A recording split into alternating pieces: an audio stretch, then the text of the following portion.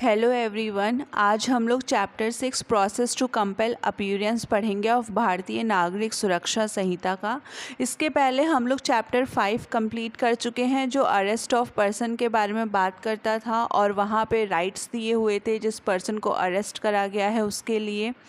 Chapter 6 बात करता है कि प्रोसेस टू कंपेल अपीयरेंस, यहाँ पर जो अपीयरेंस को कंपेल किया जा रहा है कोर्ट के सामने, वो अक्यूज्ड की भी अपीयरेंस हो सकती है और वो विटनेस की भी अपीयरेंस हो सकती है। इसका मतलब चैप्टर 6 अक्यूज्ड के ऊपर भी लागू होगा और विटनेस के ऊपर भी लागू होगा। बट हमने इसके पहले की कुछ वीडियो में देखा सेक्शन 227 के अंदर जो अपीयरेंस को कंपेल किया जा रहा था वारंट इशू करके वारंट केस में या फिर सम्मन इशू करके सम्मन केस में, वो अक्यूज्ड की अपीयरेंस की बात कर रहा था, वो भी तब जब कोर्ट कॉग्निजेंस ले रहा था। लेकिन चैप्टर 6 यहाँ पर बात कर रहा है सम्मन के माध्यम से या फिर वारंट के माध्यम से अक्यूज्ड या अपीयरेंस दोनों की ही विटनेस को कंपेल किया जा सकता है। इन केस वारंट और सम्मन से अपीयरेंस कंपेल नहीं हो पाती है, जिनको बुलाया गया है वो उपस्थित नहीं होते हैं, तो उसके बाद प्रोक्लेमेशन भी जारी हो सकता है, प्रॉपर्टी भी अटैच की जा सकती है। तो ये सब हम पढ़ेंगे चैप्टर 6 में। चैप्टर 6 का सेक्शन 63 बात करता है फॉर्म ऑफ सम्मन्स की। Every summon issued by a court under this Sanhita shall be in writing in duplicate sign by a presiding officer of such court or by such other officer as the high court may from time to time by rule direct and shall bear the seal of the court. तो यहाँ पे बोला जा रहा है जो सम्मन court के द्वारा इशू किया जाएगा वो राइटिंग में होना चाहिए, लिखित में होना चाहिए। जो इशू होगा वो डुप्लीकेट में होगा। जो वारंट इशू किया जाता है उसकी ओरिजिनल कॉपी होती है, लेकिन जो सम्मन भेजा जाता है वो डुप्लीकेट कॉपी में भेजा जाता है। ओके, तो राइटिंग में होना चाहिए, डुप्लीकेट में होना चाहिए, जो कोर्ट का प्रिसाइडिंग ऑफिसर है उसके द्वारा साइन होना चाहिए, या फिर हाई कोर्ट ने कोई ऑफिसर बताया है तो वहाँ उस ऑफिसर के द्वारा साइन होना चाहिए। उन रूल्स के द्वारा होगा जो कि हाई कोर्ट ने बताया है, इशू करा जाएगा। और वहाँ पर कोर्ट की सील होनी चाहिए, मतलब जिस कोर्ट ने इशू किया है उस कोर्ट की सील होनी चाहिए। फिर कहता है इन एन इनक्रिप्टेड और any other form of electronic communication and shall bear the image of the seal of the court और डिजिटल सिग्नेचर। तो इसमें बोला जा रहा है इलेक्ट्रॉनिक कम्युनिकेशन के माध्यम से भी भेजा जा सकता है और उसमें इमेज होनी चाहिए कोर्ट के सील की या डिजिटल सिग्नेचर की। ये प्रोविज़न हमारे CRPC में नहीं था, नया प्रोविज़न ऐड किया गया है। सेक्शन 64 बात करता है सम्मन हाउ सर्व्ड। सबसेक्शन 1 कहता है every summon shall be served by the police officer or subject to such rules as state government may make in this behalf by an officer of the court issuing it or other public servant. Simple है, जो सम्मन सर्व होगा वो police officer के द्वारा होगा, जिस state government ने जो रूल्स बताए हैं उसके सब्जेक्ट में रहकर सर्व होगा, या कोई ऑफिसर है जो इस चीज़ के लिए अपॉइंट किया गया है कोर्ट के द्वारा, वो सम्मन को इशू करेगा। प्रोवाइडेड बोला जा रहा है provided that the police station or a registrar in the court shall maintain a register to enter the address, email address, phone number and such other details as the state government may by rules provide. तो यहाँ पे जो ये आप pink highlighted से proviso देख रहे हैं ये CRPC में नहीं था। ये कहता है कि जो पुलिस ऑफिसर है या फिर जो कोर्ट का रजिस्ट्रार है वो मेंटेन करेगा एक रजिस्टर जिसमें address, email address, phone number और अदर डिटेल्स को मेंशन किया जाएगा, उसके अकॉर्डिंग जो भी स्टेट गवर्नमेंट के द्वारा बाय रूल्स प्रिस्क्राइब्ड किया गया है। सबसेक्शन 2 कहता है the summon shall if practicable be served personally on the person summoned by delivering or tendering to him one of the duplicate of the summon. तो जब सम्मन सर्व किया जाएगा तो जिस पर्सन को सम्मन सर्व किया जा रहा है, यहाँ पर अक्यूज्ड भी हो सकता है और विटनेस भी हो सकता है, तो उसको पर्सनली सम्मन सर्व किया जाएगा और डुप्लीकेट कॉपी दी जाएगी। provided that summons bearing the image of the court's seal may also be served by electronic communication in such form and in such manner as the state government may by rule provide। Proviso कहता है कि जब electronic form में भेजा जाएगा सम्मन तो उसमें कोर्ट का सील होगा और उस मैनर में भेजा जाएगा जो स्टेट गवर्नमेंट प्रोवाइड करेगा by rules. Subsection 3, every person on whom a summon is so served personally shall, if so required by the serving officer, sign a receipt therefor on the back of the other duplicate। तो subsection 3 कह रहा है जो serving officer है, जो person सर्व कर रहा है दूसरे पर्सन पर, जो सर्विंग ऑफिसर है, पुलिस ऑफिसर है, पब्लिक सर्वेंट है, जो भी सर्व कर रहा है वो क्या कर सकता है, वो रिक्वायर कर सकता है दूसरे पर्सन को कि दूसरे डुप्लीकेट पर वो पीछे साइन कर दे। तो जिससे क्या होगा, ये एक एविडेंस हो जाएगा कि जो सर्विंग ऑफिसर है उसने सम्मन सर्व किया है जिसको सर्व करना था, क्योंकि दूसरे डुप्लीकेट पे अक्यूज्ड का या फिर विटनेस का या जिस पर्सन को भी बुलाया जा रहा है उसका सिग्नेचर होगा, तो ये प्रूफ हो जाएगा। सेक्शन 65 कहता है service of summon on the corporate bodies, firm and societies. Subsection 1 कहता है service of a summon on a company और corporation may be effected by serving it on director, manager, secretary और other officer of a company और corporation और by a letter send by a registered post addressed to the director, manager, secretary और other officer of a company और corporation in India। तो जब भी सम्मन सर्व करना होता है किसी कंपनी पे या कॉरपोरेशन पे तो उस कंपनी या कॉरपोरेशन के डायरेक्टर, मैनेजर, सेक्रेटरी या अदर ऑफिसर को सर्व किया जा सकता है या फिर इन्हीं लोगों को पोस्ट के माध्यम से सम्मन को भेजा जा सकता है। In such case, the service shall be deemed to have been effected when the letter would arrive in the ordinary course of the post। तो मान लिया जाएगा कि सम्मन सर्व हो गया है, जब ऑर्डिनरी कोर्स ऑफ पोस्ट में लेटर अराइव हो जाएगा तब मान लिया जाएगा कि इन बॉडीज़ पर जिनको भी सम्मन सर्व करना था सम्मन सर्व हो गया है। एक्सप्लेनेशन कहता है in this section company means a body corporate and corporation means an incorporated body और other body corporate registered under the companies act 2013 और society registered under society registration act 1916। Subsection 2 कहता है, सबसेक्शन 2 का जो आप provision देख रहे हैं ये नया प्रोविज़न है, सीआरपीसी में नहीं था। ये कहता है service of summon on the firm और other association of individual may be effected by serving it on any partner of such firm और एसोसिएशन। तो अगर सम्मन सर्व करना है किसी फर्म पे, किसी एसोसिएशन ऑफ इंडिविजुअल पे, तो वो जो सम्मन को सर्व किया जा रहा है उस फर्म के पार्टनर पर भी सम्मन को सर्व किया जा सकता है, लेटर के थ्रू भेजा जा सकता है और by letter send by a registered post addressed to such partner, in which case the service shall be deemed to have been effected when the letter would arrived in the ordinary course of the post। तो letter के माध्यम से भी भेजा जा सकता है और जो फर्म को भेजना है तो फर्म के पार्टनर को भी भेजा जा सकता है। सेक्शन 66 सर्विस व्हेन पर्सन सम्मन can not be found. Section 66 कहता है तब सम्मन कैसे सर्व होगा। अभी हम लोगों ने पढ़ा ऊपर के प्रोविज़न में कि सम्मन कैसे होगा, सील होनी चाहिए, राइटिंग में होगा, डुप्लीकेट में होगा, जिस पर्सन को दिया जाना है उसको पर्सनली दिया जाएगा और दूसरे डुप्लीकेट पे उस पर्सन का साइन करवा लिया जाएगा जो एज अ एविडेंस हो जाएगा। इलेक्ट्रॉनिक फॉर्म से भी दिया जा सकता है, बट अगर जिस पर्सन को सम्मन सर्व करना है वो पर्सन मिले ही ना सर्विंग ऑफिसर को तो सम्मन कैसे सर्व होगा। सेक्शन 66 कहता है where the person summoned can not by the exercise of due diligence be found. कोशिश करने के बावजूद वो पर्सन नहीं मिला है। The summon may be served by leaving one of the duplicate for him with some adult member of his family residing with him, and the person with whom the summon is so left shall, if so required by the serving officer, sign a receipt thereof on the back of other duplicate।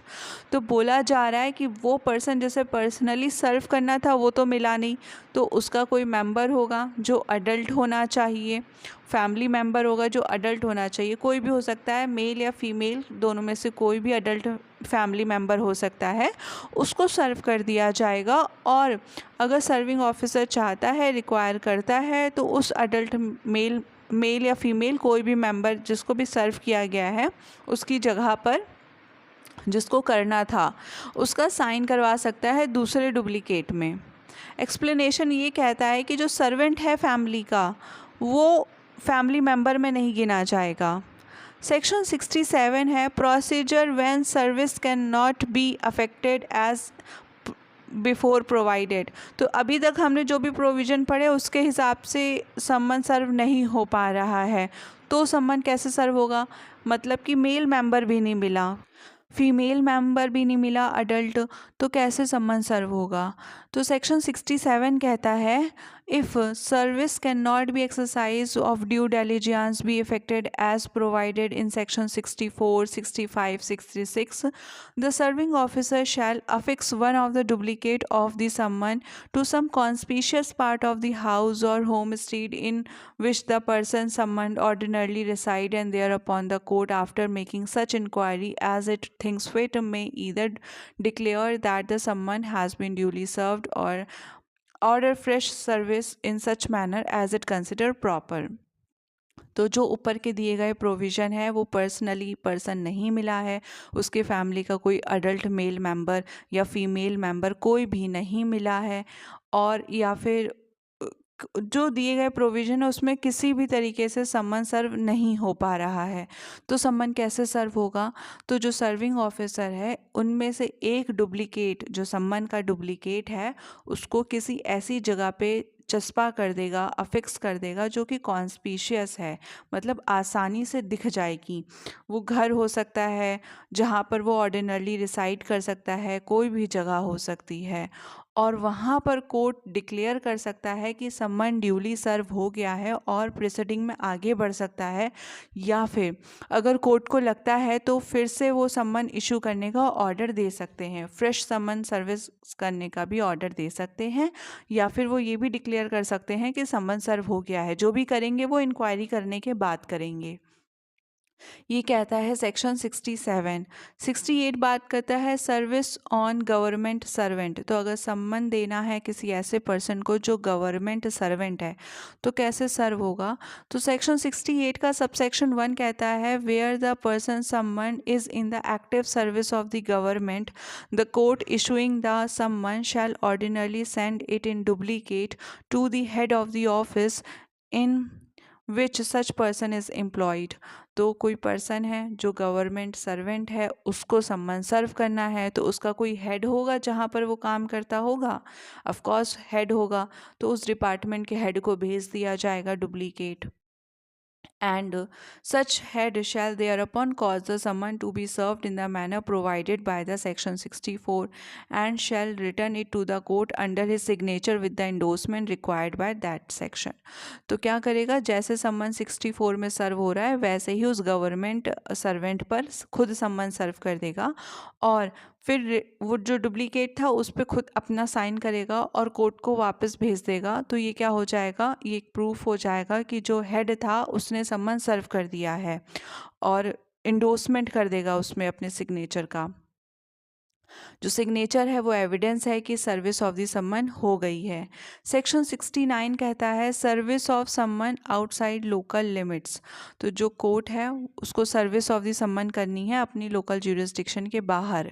तो section 69 कहता है when a court desires that the summon issued by it shall be served at any place outside its local jurisdiction, it shall ordinarily send such summon in a duplicate to the magistrate within whose local jurisdiction the person summoned reside or is to be there served।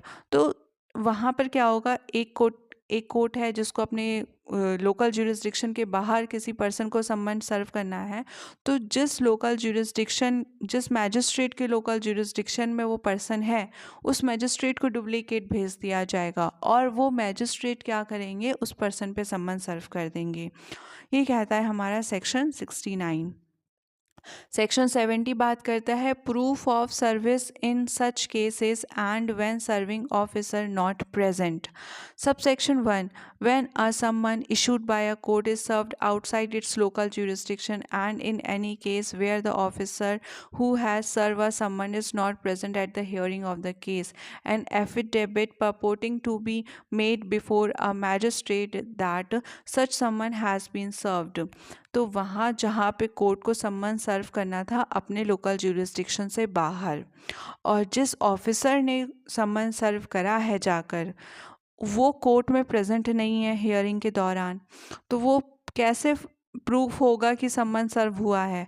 तो एक जो officer है वो तो present नहीं है, तो वो एफिडेविट देगा और जिसमें वो बताएगा कि उसने सम्मन सर्व किया है कोर्ट को, that such summon has been served and a duplicate of summon purporting to be endorsed in the manner provided by the section 64 or 66 by the person to whom it was delivered or tendered or with whom it was left shall be admissible in evidence, and the statement made therein shall be deemed to be correct unless and until the contrary is proved। अभी हमने पढ़ा कि जिस person को deliver किया जाएगा वो भी तो दूसरे डुप्लीकेट पे साइन करेगा या नाम अपना एंडोर्स करेगा कि हाँ उसको भी सम्मन मिला है दूसरे डुप्लीकेट पे, तो वो भी दिया जाएगा। और प्लस जो ऑफिसर है जिसने सर्व किया है वो एक एफिडेविट देगा जिससे प्रूफ हो जाएगा। जो भी स्टेटमेंट है उसको करेक्ट माना जाएगा unless and until contrary prove नहीं हो जाता। स्टेटमेंट जो भी एफिडेविट में है और जो भी इंडोर्समेंट है उसको करेक्ट माना जाएगा जब तक कॉन्ट्रेरी प्रूव नहीं हो जाता कि हाँ सम्मन सर्व हो गया है। सबसेक्शन 2 कहता है affidavit mention in this section shall be attached to the duplicate of the summon and return to the court.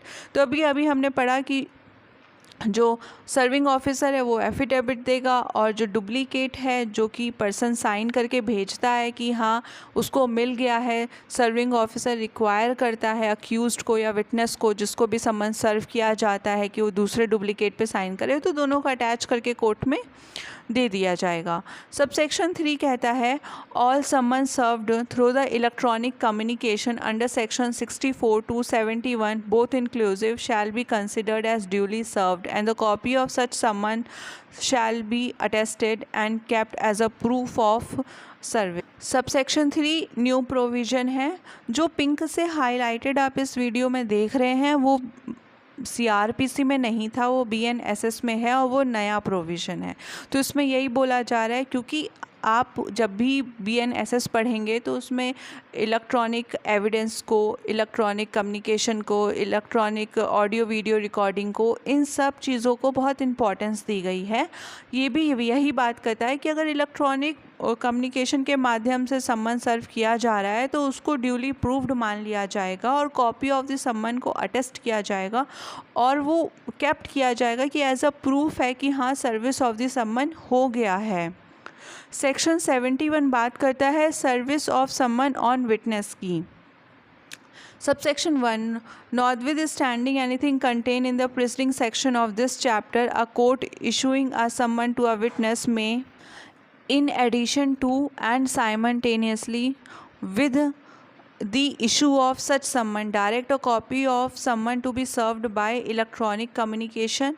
Word electronic communication आपको सेक्शन 69 ऑफ CRPC में नहीं मिलेगा, सेक्शन 71 में है, नया वर्ड मतलब कि ऐड किया गया है, CRPC में नहीं है ये इलेक्ट्रॉनिक कम्युनिकेशन। और by the registered post to the witness at the place where he ordinarily resides और कैरी ऑन बिजनेस और personally work for gain. Section 71 का सबसेक्शन 1 कहता है कि सम्मन सर्व होने के साथ साथ विटनेस पर इस चैप्टर के अंदर इलेक्ट्रॉनिक कम्युनिकेशन के माध्यम से भी सम्मन सर्व किया जा सकता है, रजिस्टर्ड पोस्ट के माध्यम से भी सम्मन सर्व किया जा सकता है विटनेस पे जहां वो ऑर्डिनरली रिसाइड करता है या फिर वो बिज़नेस करता है या फिर कोई ऐसा काम करता है पर्सनल गेन के लिए, उस जगह पर भी किया जा सकता है। सेक्शन 71 स्पेशली विटनेस के रेफरेंस में बात करता है। सबसेक्शन 2 कहता है when an acknowledgement purporting to be signed by a witness or an endorsement purporting to be made by a postal employee that the witness refused to take delivery of the summon has been received or on the proof of the delivery of summon under subsection 3 of section 70 by electronic communication to the satisfaction of the court issuing the summon may deemed that the summon has been duly served. Subsection 2 कहता है जहाँ पर witness accept कर लेता है, मतलब acknowledge कर लेता है सिग्नेचर के द्वारा कि सम्मन उसको सर्व हुआ है, तो कोर्ट मान लेगा कि हाँ सम्मन सर्व हुआ है। या फिर जो एम्प्लॉई है, पोस्टल एम्प्लॉय, वो इंडोर्स कर देता है कि जिस विटनेस को सम्मन सर्व करना था उसने रिफ्यूज़ कर दिया सम्मन लेने से, उसने खुद को माना ही नहीं कि मुझे सम्मन नहीं लेना, उसने रिफ्यूज़ कर दिया और कोर्ट तब सेटिस्फाई होता है तो कोर्ट मान लेगा कि हाँ सम्मन ड्यूली सर्व हो गया है। या फिर इलेक्ट्रॉनिक कम्युनिकेशन के द्वारा सम्मन सर्व किया गया है according to the section 70 subsection 3 और ये प्रूव हो जाता है तो कोर्ट मान लेगा कि सम्मन सर्व हो गया है। तो यहाँ पे सबसेक्शन 2 ये कह रहा है कि इन केस अगर ऐसा होता है कि जो पोस्टल एम्प्लॉई है वो सम्मन लेके जाता है और विटनेस कह देता है कि मुझे सम्मन नहीं लेना है, या वो कोई भी बहाना बना देता है सम्मन लेने से, और अगर पोस्टल एम्प्लॉई ये क्या इंडोर्स कर देता है तो कोर्ट मान सकता है कि हाँ सम्मन सर्व हो गया है, मान सकता है, मे डीम लिखा है, मान लेगा कोर्ट, ऐसा नहीं है।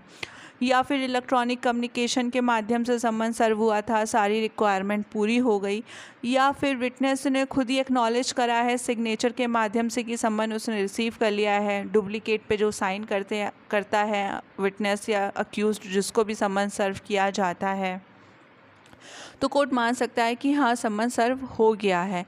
ये कहता है सबसेक्शन 2। फिर बात करते हैं वारंट ऑफ अरेस्ट की। तो अरेस्ट वारंट डॉक्यूमेंट है, अभी हम लोगों ने पढ़ा कि सम्मन जो इशू होता है वो डुप्लीकेट में होता है, पर जो अरेस्ट वारंट इशू होता है वो ओरिजिनल में होता है हमेशा, और ये अथॉरिटी देता है अरेस्ट करने की।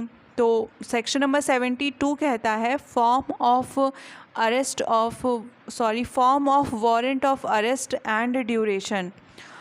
तो सबसेक्शन 1 कहता है every warrant of arrest issued by a court under this Sahita shall be in writing signed by the presiding officer of such court and shall bear the seal of the court। Writing में होना ज़रूरी है, जो भी presiding officer है, पीठासीन अधिकारी है, जो भी उसके द्वारा सिग्नेचर होना ज़रूरी है, कोर्ट का सील होना ज़रूरी है, वर्ड शैल है, ये तीनों चीज़ें होंगी ही होंगी। सबसेक्शन 2 कहता है every such warrant shall remain in force until it is cancelled by the court which issued it or until it is executed। तो कब तक एक वारंट जो है वो फोर्स में रहता है, प्री का क्वेश्चन बनता है, यहाँ पर आपको ध्यान देना है। सिर्फ 2 तरीके हैं, या तो जिस कोर्ट ने वारंट को इशू किया है वो कैंसिल कर दे, या फिर वो एग्जीक्यूट हो जाए, मतलब वारंट जिसको अरेस्ट करने का वारंट था वो पर्सन अरेस्ट हो जाए, तब तक वो इनफोर्स में रहता है। सेक्शन 73 बात करता है power to direct security to be taken.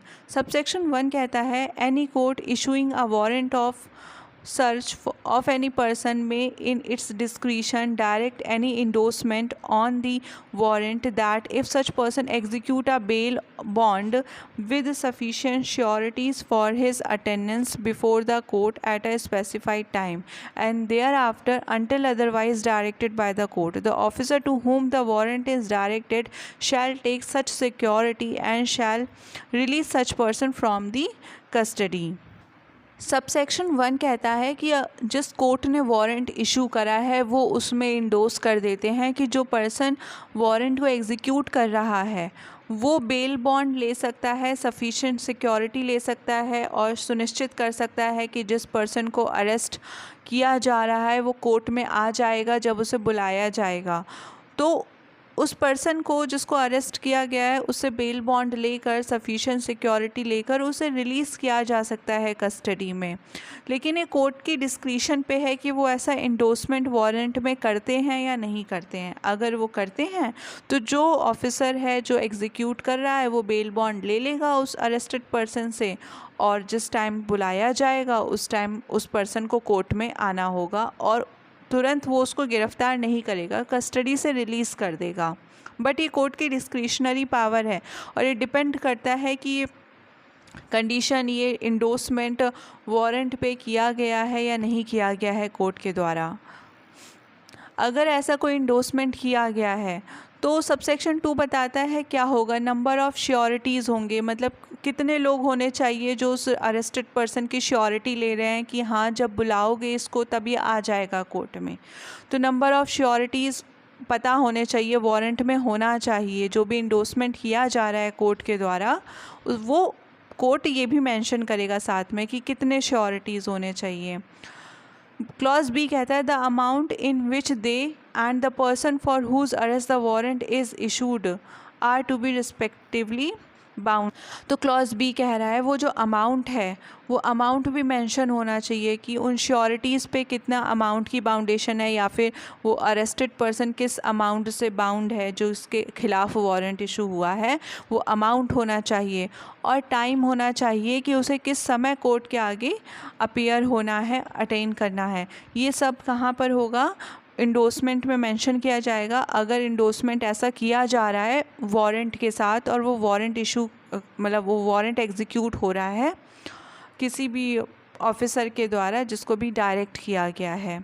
Simply ये प्रोविज़न ये कहता है कि मतलब किसी ऑफिसर ने जाकर अरेस्ट करा और जिस कोर्ट ने वारंट इशू किया उसमें ऐसा इंडोर्समेंट कर दिया कि भाई तुम अरेस्ट करना, लेकिन अगर वो बेल बॉन्ड दे दे, इतने नंबर ऑफ़ श्योरिटीज़ ले आए, इतना अमाउंट ऑफ सिक्योरिटी दे दे और इस टाइम जो टाइम मेंशन किया है कोर्ट में उस टाइम पे अपीयर हो जाए, तो तुम उसे ये सब लेकर उसको छोड़ देना, रिलीज़ कर देना। ये बात कह रहा है ये सेक्शन। सबसेक्शन 3 कहता है whenever security is taken under this section the officer to whom the warrant is directed shall forward the bond to the court। तो जब भी सिक्योरिटी लिया जा रहा है सेक्शन के अंदर तो जो पुलिस ऑफिसर है जो ले रहा है वो डायरेक्ट कर देगा बॉन्ड किसको, टू दी कोर्ट को। Section 74 warrant to whom directed. Subsection 1 कहता है a warrant of arrest shall ordinarily be direct to one और the more police officer but the court issuing such warrant may if its immediate execution is necessary and no police officer is immediately available, direct it to any person or the persons and such person and the persons shall execute the same। तो यहाँ पर बोला जा रहा है कि police officer को direct किया जाएगा वारंट एग्जीक्यूट करने के लिए, एक या एक से ज़्यादा हो सकते हैं। अगर इमीडिएट एग्जीक्यूशन चाहिए और कोई पुलिस ऑफिसर अवेलेबल नहीं है तो किसी और पर्सन को भी किया जा सकता है। Subsection 2 when a warrant is directed to more officers or a person than one it may be executed by all or any one or more of them। तो जब एक से ज़्यादा लोगों को या पुलिस ऑफिसर को डायरेक्ट किया गया तो उनमें से कोई या वो सब एग्जीक्यूट कर सकते हैं उसको। सेक्शन 75 वारंट में be directed to any person. कब वारंट किसी भी पर्सन को डायरेक्ट किया जा सकता है। सेक्शन 75 सबसेक्शन 1 कहता है The CJM magistrate of first class may direct a warrant to any person within his local jurisdiction for arrest of any escaped convict, proclaimed offender or any person who is accused of non-bailable offence and is evading arrest। Subsection 1 कहता है section 75 का कि CJM या फिर magistrate of first class अपने local jurisdiction के अंदर direct कर सकते हैं किसी भी पर्सन को, एनी पर्सन लिखा है, एग्जीक्यूट करने के लिए वारंट किस पर्सन के खिलाफ, किस पर्सन को अरेस्ट करने के लिए, वो जो एस्केप्ड कन्विक्ट है या फिर प्रोक्लेम्ड ऑफेंडर है या फिर अक्यूज्ड है नॉन बेलेबल ऑफेंस का, या फिर वो अरेस्ट से भाग रहा है, इवेडिंग अरेस्ट कर रहा है। तो इन केसेस में magistrate of first class and CJM किसी भी पर्सन को डायरेक्ट कर सकते हैं वारंट एग्जीक्यूट करने के लिए। आपको ये मैजिस्ट्रेट के नाम याद रखने हैं, ये प्री में पूछे जा सकते हैं। तो CGM कर सकता है और मजिस्ट्रेट ऑफ फर्स्ट क्लास कर सकता है। फिर सबसेक्शन 2 कहता है such person shall acknowledge in writing the receipt of warrant and shall execute it if the person for whom arrest it was issued is in और एंटर ऑन एनी लैंड और other property under his charge. Subsection 2 कहता है जिस person को भी warrant दिया जाएगा execute करने के लिए, वो एक एक्नॉलेजमेंट देगा कि राइटिंग में कि हाँ उसको वारंट इशू किया गया है, और वो पर्सन जिसको अरेस्ट करना है वो किसी ऐसी जगह पर है जो उसके कंट्रोल में है, जो उसके चार्ज में है, तो वो एग्जीक्यूट करेगा उस वारंट को। सबसेक्शन 3 कहता है when the person against whom such warrant is issued is arrested, he shall be made over with the warrant to the nearest police officer, who shall cause him to be taken before the magistrate having a jurisdiction in the case, unless the security is taken under section 73। तो sub section 3 कहता है कि जो person है उसने arrest कर लिया उस पर्सन को जिसको अरेस्ट करने का वारंट उस पर इशू किया गया था, वो नियरेस्ट पुलिस ऑफिसर के पास उसको लेकर जाएगा। वो नियरेस्ट पुलिस ऑफिसर क्या करेगा, उसको मैजिस्ट्रेट के पास लेकर जाएगा, जो भी मैजिस्ट्रेट ज्यूरिसडिक्शन रखते हैं केस में। और अगर वारंट ऐसा है जो कि सिक्योरिटी की बात करता है, सेक्शन 73 में अभी हमने पढ़ा ना कि अगर मैजिस्ट्रेट चाहे तो वारंट के साथ एक इंडोर्समेंट लगा सकते हैं जिसमें वो बता सकते हैं कि सिक्योरिटी ले लेना, इतना अमाउंट ले लेना और बेल बॉन्ड एग्जीक्यूट करवा लेना और रिलीज़ कर देना कस्टडी से। तो अगर कोई ऐसा प्रोविज़न है, उसमें कोई ऐसी कंडीशन है, तो वो क्या कर सकते हैं, पुलिस ऑफिसर उससे बेल बॉन्ड एग्जीक्यूट करवा सकते हैं और उसको रिलीज़ कर सकते हैं। सेक्शन 76 कहता है warrant directed to police officer, a warrant directed to any police officer may also be executed by any other police officer whose name is endorsed upon the warrant by the officer to whom it is directed or endorsed। Section 76 ये कहता है कि जो police officer है जिसको direct किया गया है वो वारंट एग्जीक्यूट कर सकता है। अगर वारंट पे किसी और पुलिस ऑफिसर का नाम इंडोर्स्ड है तो उसके द्वारा भी उसको एग्जीक्यूट करवाया जा सकता है। सेक्शन 77 कहता है notification of substance of warrant. Section 77 the police officer और other person executing a warrant of arrest shall notify substance thereof to the person to be arrested and if so required shall show him the warrant. तो ये right है कि जिस person को arrest किया जा रहा है, चाहे वो पुलिस ऑफिसर कर रहा हो या कोई और पर्सन कर रहा हो, वो उसको वारंट शो करेगा। अगर वो चाहता है तो उसको बताया जाएगा, उसको वारंट दिखाया जाएगा कि उसको क्यों अरेस्ट किया जा रहा है। यही सेम चीज़ हम लोगों ने अभी इसके पहले वाले चैप्टर में पढ़ी, जहाँ पर बिना वारंट के जब अरेस्ट किया जा रहा था तो उसको कम्युनिकेट किया जा रहा था कि उसको क्यों अरेस्ट किया जा रहा है। बट यहाँ पर वारंट है तो उसको वारंट दिखा दिया जाएगा। Section 78 person arrested to be brought before the court without delay. तो सेक्शन 78 बात करता है पुलिस ऑफिसर या other person executing a warrant of arrest shall subject to the provision of section 73 as to security without unnecessary delay bring the person arrested before the court before which he is required by law to be produced such person. तो अगर security का endorsement नहीं है तो जैसे ही उसको arrest करा गया है बिना किसी देरी के कोर्ट के सामने उसको लाया जाएगा।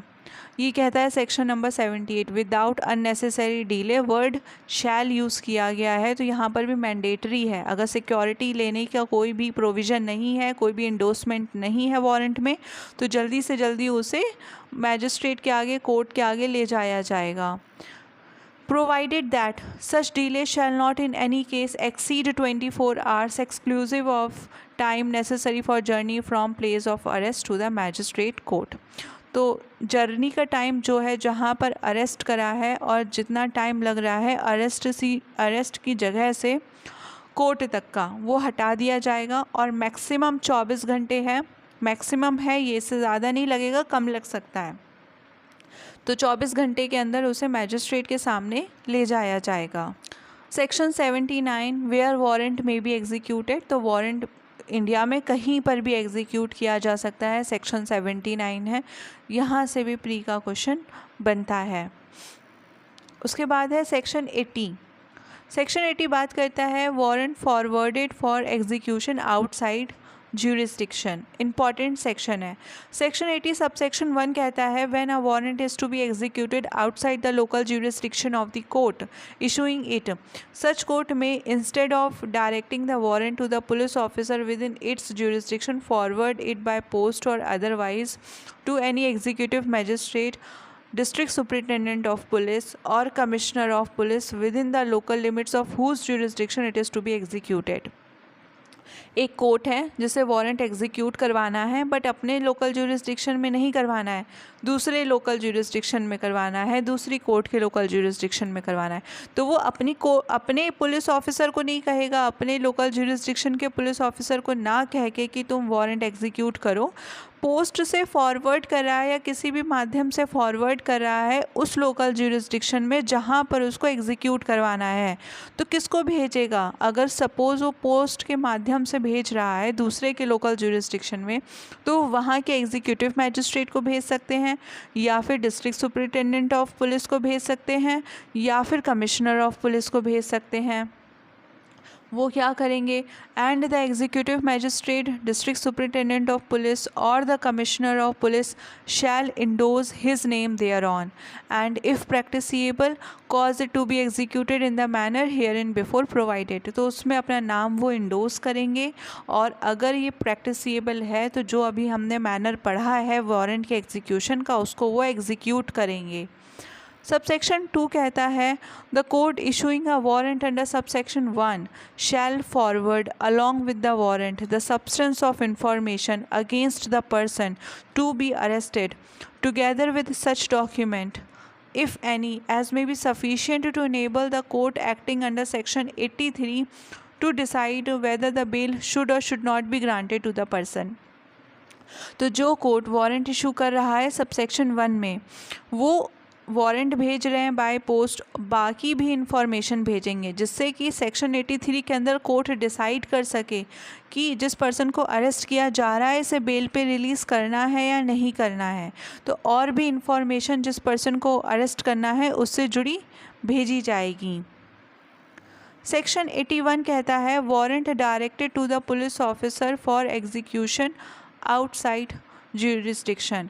अभी हमने जो सेक्शन 80 में पढ़ा वहाँ पे पुलिस ऑफिसर को नहीं डायरेक्ट किया जा रहा था, डायरेक्टली जिस ज्यूरिसडिक्शन में एग्जीक्यूट करवाना था उसके एग्जीक्यूटिव मजिस्ट्रेट को या फिर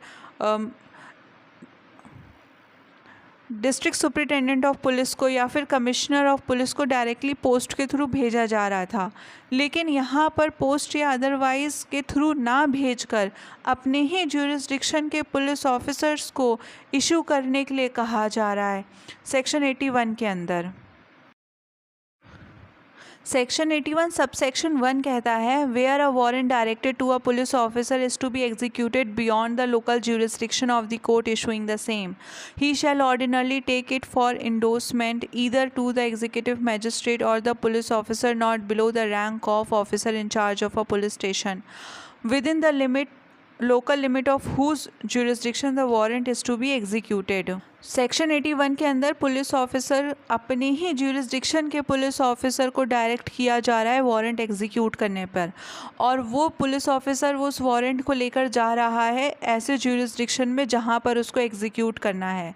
तो उस लोकल ज्यूरिसडिक्शन के एग्जीक्यूटिव मैजिस्ट्रेट से या फिर police officer not below the rank of the officer in charge of a police station से, इन दोनों में से किसी से इंडोर्समेंट लेगा।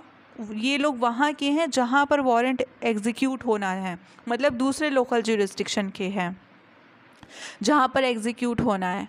और अभी हमने सेक्शन 80 में क्या पढ़ा कि वारंट को पोस्ट के थ्रू भेजा जा रहा था। सेक्शन 81 में क्या पढ़ रहे हैं कि कोर्ट अपने ही लोकल ज्यूरिसडिक्शन के पुलिस ऑफिसर को वारंट दे रहा है और वो पुलिस ऑफिसर दूसरे लोकल ज्यूरिसडिक्शन में जा रहा है वारंट लेकर, और उस दूसरे लोकल ज्यूरिसडिक्शन के एग्जीक्यूटिव मजिस्ट्रेट से या फिर officer not below the rank of the sub officer not below the rank of in-charge of a police station से, इन दोनों में से किसी से इंडोर्समेंट लेकर उसको एग्जीक्यूट कर रहा है। मतलब जो कोर्ट इशू कर रहा है वारंट जो कोर्ट इशू कर रहा है उस कोर्ट के ज्यूरिसडिक्शन का पुलिस ऑफिसर दूसरे ज्यूरिसडिक्शन में जा रहा है एग्जीक्यूट करने। सबसेक्शन 2 कहता है द मैजिस्ट्रेट और the police officer shall endorse in his name thereon and such endorsement shall be sufficient authority to the police officer to whom the warrant is directed to execute the same, and the local police shall, if so required, assist such officer in executing such warrant. Subsection 2 कह रहा है वो जो endorsement होगा, चाहे executive magistrate का हो या फिर in-charge of a police station के ऊपर की रैंक का हो या उनका हो, तो वो अथॉरिटी होगी कि हाँ भाई आप हमारे ज्यूरिसडिक्शन में इस वारंट को एग्जीक्यूट कर सकते हैं। और लोकल पुलिस चाहे अगर ज़रूरत पड़ती है तो हेल्प भी कर सकती है, असिस्ट भी कर सकती है। सबसेक्शन 3 कहता है whenever there is a reason to believe that the delay occasioned by obtaining the endorsement of magistrate or the police officer within whose local jurisdiction the warrant is to be executed will prevent the execution, the police officer to whom it is directed may execute the same without such endorsement in any place beyond the local jurisdiction of the court which issue it. तो subsection 3 कहता है, अभी हमने पढ़ा कि endorsement लिया जाएगा, वो इंडोर्समेंट अथॉरिटी हो जाएगी कि भाई आप हमारे ज्यूरिसडिक्शन में इसको इशू कर सकते हैं, इसको एग्जीक्यूट कर सकते हैं, लेकिन अगर ऐसा होता है कि जब हम इंडोर्समेंट लेंगे उसके बाद हम इसको एग्जीक्यूट करेंगे, पुलिस ऑफिसर को देरी हो जाएगी। पर्पस क्या है, किसी को गिरफ्तार करना था, अब पुलिस गया पहले वहाँ के एग्जीक्यूटिव मजिस्ट्रेट से इंडोर्समेंट लेने, पता चला उतने में वो जो पर्सन था जिसको अरेस्ट करना था वो भाग गया। तो अगर कोई ऐसी सिचुएशन होती है तो पुलिस ऑफिसर बिना इंडोर्समेंट लिए भी डायरेक्टली जाकर एग्जीक्यूट कर सकता है अगर ऐसा होता है, और अपने बियॉन्ड द लोकल ज्यूरिसडिक्शन, अपने क्षेत्र अधिकार से बाहर जाकर भी वो क्या कर सकते हैं, एग्जीक्यूट कर सकते हैं वारंट को बिना इंडोर्समेंट लिए। ये कहता है हमारा सेक्शन 81 का सबसेक्शन 3। सबसेक्शन 2 कहता है procedure on the arrest of a person against whom warrant issued. Subsection 1 of section 82, when a warrant of arrest is executed outside the district in which it was issued, the person arrested shall, unless the court which issue the court is within the 30 km of the place of arrest or is nearer than the executive magistrate or district superintendent of police or the commissioner of police within the local limits of whose jurisdiction the arrest was made, or unless the security is taken under section 73 be taken before such magistrate or district superintendent or commissioner. Section 82 कहता है कि अगर warrant ऐसा है कि जिस court ने issue किया है वो 30 किलोमीटर के अंदर नहीं आ रहा है जहाँ पर वारंट एग्जीक्यूट हुआ है, मतलब जहाँ पर पर्सन अरेस्ट किया गया है वहाँ से 30 किलोमीटर के अंदर वो कोर्ट नहीं है जिस कोर्ट ने वारंट को इशू किया है, और उससे पास में कौन सी कोर्ट है, एग्जीक्यूटिव मजिस्ट्रेट की या फिर डिस्ट्रिक्ट सुपरिटेंडेंट ऑफ पुलिस है या फिर कमिश्नर ऑफ पुलिस है जहाँ पर अरेस्ट करा गया है, वहाँ के लोकल जुरिसडिक्शन में इनकी कोर्ट या फिर ये लोग पहले पढ़ते हैं तो फिर इनके पास ले जाया जाएगा। लेकिन अगर सिक्योरिटी का इंडोर्समेंट है तो फिर सिक्योरिटी ले लिया जाएगा और रिलीज़ कर दिया जाएगा। अदरवाइज़ अगर जो कोर्ट है जो 30 किलोमीटर में नहीं आ रही है जिसने इशू करा था वारंट, तो इन कोर्ट के पास उस पर्सन को जिसको अरेस्ट किया गया है उसको ले जाया जाएगा। सबसेक्शन 2 कह रहा है यहाँ पर कि जो पर्सन है अरेस्ट किया गया सबसेक्शन 1 के अंदर, अब जो पुलिस ऑफिसर है उस अरेस्ट की जानकारी और जहाँ पर उस अरेस्टेड पर्सन को रखा जा रहा है, इन दोनों बात की जानकारी डेजिग्नेटेड पुलिस ऑफिसर को देगा जो डिस्ट्रिक्ट का होगा, या फिर जहाँ पर वो पर्सन नॉर्मली रिसाइड करता है वहाँ पर जो पुलिस ऑफिसर है डेजिग्नेटेड उसको बताया जाएगा। ये दो जानकारी दी जाएगी designated police officer of the district को। पहली कि पर्सन का अरेस्ट किया गया है, दूसरी उस अरेस्टेड पर्सन को कहाँ रखा गया है। ये नया प्रोविज़न है। Section 83 procedure bye a magistrate before whom such person arrested is brought. Subsection 1 of section 83 कहता है executive magistrate district superintendent of police, commissioner of police shall, if the person arrested appear to be the person intended by the court which issue the warrant, direct his removal in the custody to the such court. तो subsection 1 कहता है कि ये 3 लोग या तो executive magistrate, district superintendent of police या फिर कमिश्नर ऑफ पुलिस, ये सेटिस्फाई हो जाते हैं कि उसी पर्सन का अरेस्ट किया गया है जिस पर्सन का अरेस्ट किया जाना था वारंट के अनुसार। तो जिस कोर्ट ने इशू किया था अरेस्ट वारंट, उस कोर्ट में उस अरेस्टेड पर्सन को भेज दिया जाएगा। Provided if the offence is bailable and such person is ready and willing to give the bail bond to the satisfaction of such magistrate, district superintendent or commissioner, or direction has been endorsed under section 73 on the warrant and such person is ready and willing to give the security as required by such direction, the magistrate, district superintendent, commissioner shall take such bail bond or security as the case may be and forward the bond to the court which issue the warrant. इन 3 लोगों में से किसी के पास arrested person को लाया जाता है और जो ऑफेंस है वो बेल है, पर अब बेल ऑफेंस में पर्सन का राइट हो जाता है बेल का, जिस पर्सन को अरेस्ट किया गया उसका राइट हो जाता है। तो अगर ऑफेंस बेल है और वो बेल देने को तैयार है, बेल फर्निश करने को तैयार है, तो फिर बेल लिया जाएगा और उसको कस्टडी से छोड़ दिया जाएगा। वो बेल बॉन्ड फॉरवर्ड कर दिया जाएगा जिस कोर्ट ने वारंट इशू किया था। इन केस ऐसा होता है कि जो वारंट इशू किया गया उसके साथ एंडोर्समेंट किया गया है कि भाई जब अरेस्ट करना तो सिक्योरिटी ले लेना, श्योरिटी ले लेना, बेल एग्जीक्यूट करवा देना और इसको रिलीज़ कर देना। तो अगर ऐसा कोई प्रोविज़न डाला गया है, ऐसी कोई कंडीशन डाली गई है सेक्शन नंबर 73 के अकॉर्डिंग, तो वो कर लिया जाएगा और फिर उसको रिलीज़ कर दिया जाएगा और बॉन्ड फॉरवर्ड कर दिया जाएगा कोर्ट के सामने। ये प्रोविज़न के एग्जीक्यूटिव मजिस्ट्रेट या डिस्ट्रिक्ट सुपरिटेंडेंट ऑफ पुलिस या फिर कमिश्नर ऑफ पुलिस के पास ले जाया जाएगा अरेस्ट करके, और वो लोग आगे कोर्ट में फॉरवर्ड करेंगे। इसलिए है क्योंकि जल्दी से जल्दी मजिस्ट्रेट के सामने ले जाया जा सके, अथॉरिटी के सामने ले जाया जा सके उस पर्सन को जिसको अरेस्ट किया गया है। अगर डायरेक्टली उस कोर्ट के आगे ले जाएंगे जिस कोर्ट ने इशू करा था वारंट, तो ज़्यादा टाइम लग जाएगा।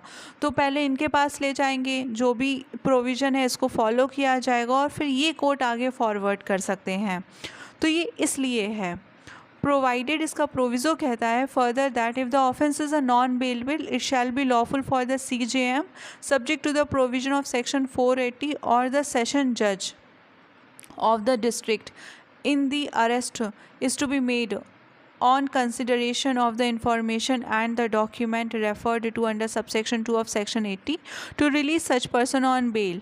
तो सिंपल है, ये बोला जा रहा है अगर ऑफेंस नॉन बेलेबल है तो CJM या फिर कोर्ट ऑफ सेशन क्या कर सकते हैं, जो भी अदर इंफॉर्मेशन दिया गया है उस जो भी अदर इंफॉर्मेशन है वारंट के साथ उसके अकॉर्डिंगली उसको बेल ग्रांट कर सकते हैं। सबसेक्शन 2 कहता है nothing in this section shall be deemed to prevent the police officer from taking the security under section 73। तो अगर 73 वाला वारंट है कि हाँ सिक्योरिटी ले लेना या बॉन्ड एग्जीक्यूट करवा लेना, बेल बॉन्ड हो पे रिलीज़ कर देना, तो ऐसा अगर प्रोविज़न है तो पुलिस ऑफिसर भी क्या कर सकता है, सिक्योरिटी लेकर क्या करेगा, बेल बॉन्ड पे रिलीज़ कर देगा। अगर ये प्रोविज़न है तो पुलिस ऑफिसर की पावर पे कोई बार नहीं है, वो भी ऐसा कर सकते हैं, या फिर वो मैजिस्ट्रेट के सामने भी ले जा सकते हैं, या फिर कमिश्नर ऑफ पुलिस के सामने ले जा सकते हैं, या फिर सुपरिटेंडेंट ऑफ पुलिस के सामने भी ले जा सकते हैं, या फिर वो खुद भी कर सकते हैं अगर सेक्शन 73 का प्रोविज़न लागू होता है तो। आगे के प्रोविज़न हम लोग नेक्स्ट वीडियो में करेंगे। इसी के साथ हम लोग का सम्मन एंड वारंट पार्ट ख़त्म हो गया है। Thank you.